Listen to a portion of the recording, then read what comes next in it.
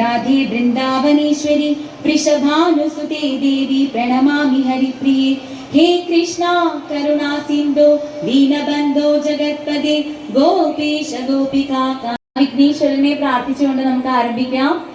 ശ്രീ ശങ്കരാചാര്യർ നമ്മുടെ എല്ലാവരുടെയും ഗുരുവാണ്, ആദി ഗുരുവാണ്. വിശ്വഗുരുവായ ശ്രീ ശങ്കരാചാര്യർ രചിച്ച ഗണേശ പഞ്ചരാത്മത്തിലൂടെ തുടങ്ങുകയാണ് സ്വസ്തിക ശ്രീ രാധേയം ഭജൻ.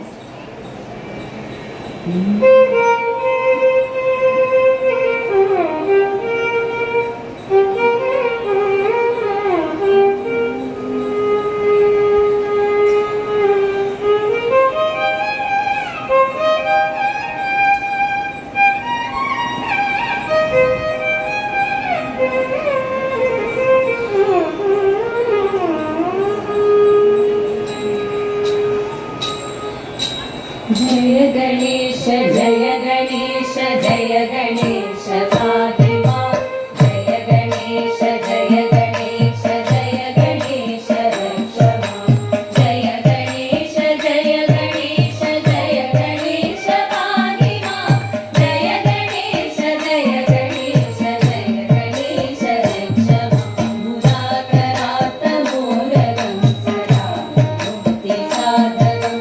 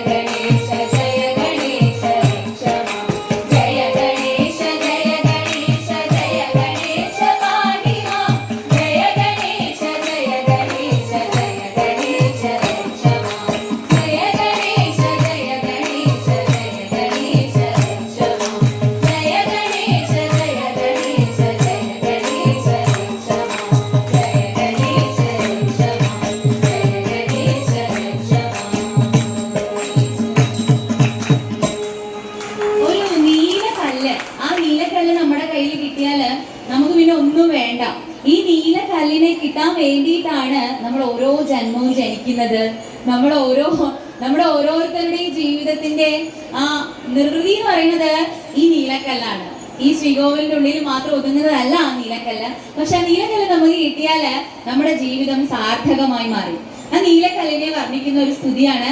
എല്ലാവരും ഞങ്ങളുടെ കൂടെ ഏറ്റു പാടണം കേട്ടോ.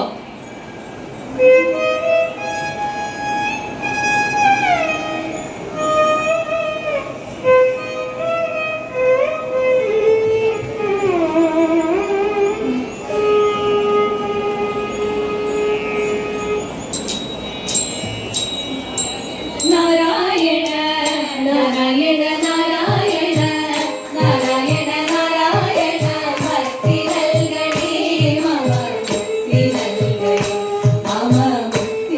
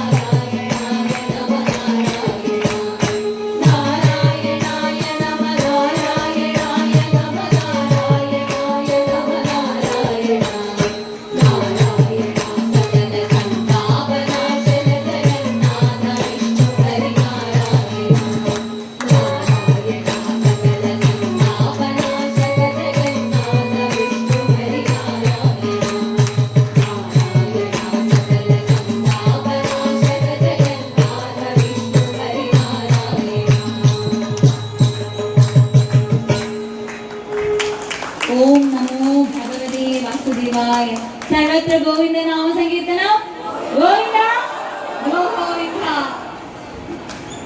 നമ്മളെല്ലാവരും കാട്ടുപൂക്കളാണ് കേട്ടോ. നമ്മളൊന്നും പെർഫെക്റ്റ് അല്ല. ആകെ പെർഫെക്റ്റ് ആയിട്ടിരിക്കുന്ന ഉള്ളിലിരിക്കുന്ന ആള് നമ്മുടെ ഹൃദയത്തിലിരിക്കുന്ന പരമാത്മാവ് മാത്രമാണ്. എന്നാലും നമ്മൾ അങ്ങോട്ടുള്ള യാത്രയിലാണല്ലോ. അപ്പൊ നമ്മളെല്ലാം കാട്ടുപൂക്കളാണ്. അപ്പൊ ഈ കാട്ടുപൂക്കൾ ഭഗവാന് ഭയങ്കര ഇഷ്ടമാണ്. ഈ റോസാപ്പൂ നല്ല ഭംഗിയുള്ള പൂക്കളെക്കാളും കാട്ടുപൂവാണ് ഭഗവാൻ ഇഷ്ടം. രാധാരാണി ഗോപിമാര് ചോദിച്ചിട്ടുണ്ട്, എന്താ കൃഷ്ണ കാട്ടുപൂവിനെ ഇത്രയ്ക്ക് ഇഷ്ടപ്പെടാൻ കാരണം? കാരണം അവര് നിഷ്കളങ്കാണ്. മണമില്ലെങ്കിലും ഗുണമില്ലെങ്കിലും എന്നെ ഒരുപാട് സ്നേഹിക്കുന്നത് കാട്ടുപൂക്കളാണ്. അതുകൊണ്ടാണ് സ്വർണവും വെള്ളിയും മുത്തുമാലയും ഒക്കെ ഉണ്ടെങ്കിലും ഭഗവാൻ വനമാലിയാണ്, കാട്ടുപൂവാണ് ഭഗവാൻ ഏറ്റവും ഇഷ്ടം. ഞങ്ങൾ എല്ലാവരും നിങ്ങളും ഒക്കെ ഭഗവാന്റെ ആ പൂക്കളായിട്ട് ആ വനമാലയായിട്ട് എന്നാളും ഒരു ദിവസം പോർത്ത് ഭഗവാൻ ഇടും ആ മാറില്. അതിനാണല്ലോ നമ്മുടെ യാത്ര. അപ്പോ ആ യാത്രയിൽ നമ്മള് ഈ നിമിഷം ഭഗവാന് ചാർത്തുന്ന ഒരു വനമാലയാണ് അടുത്ത പാട്ട്. വനമാലയായിട്ട് ഞങ്ങൾ